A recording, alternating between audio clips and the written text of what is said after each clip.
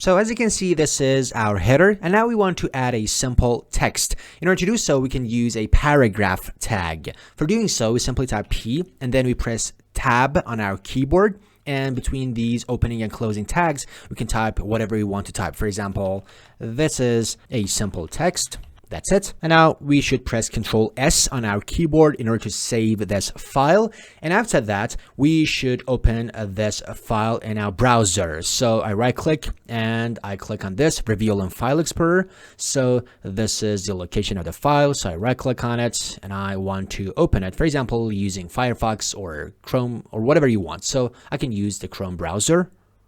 And as you can see, this is our header, and this is that paragraph text which we have added. I mean, that simple text. But now I think you agree that this is a very boring way in order to see the result of our code and to open this file.